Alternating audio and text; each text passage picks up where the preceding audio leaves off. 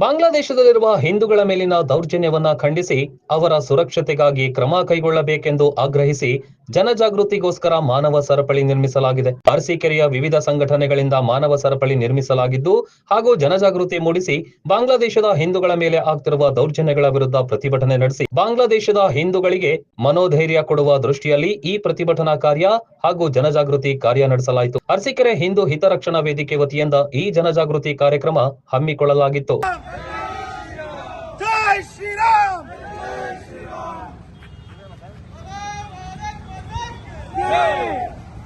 Sunil sir इकड़े तिरगी इकड़े हंगे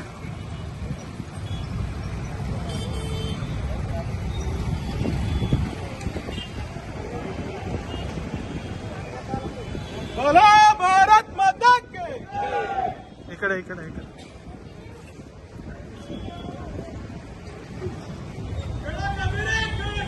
ಹಿಂದೂಗಳು ಕೆಣಕದಿರಿ, ಹಿಂದೂಗಳನ್ನು ಕೆಣಕದಿರಿ.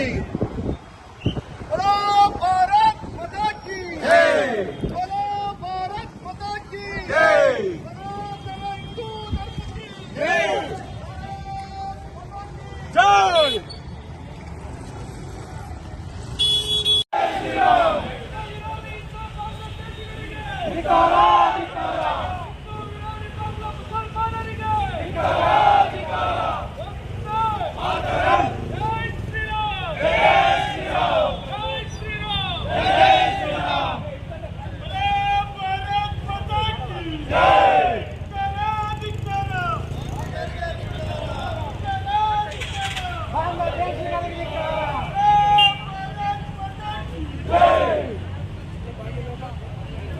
Sir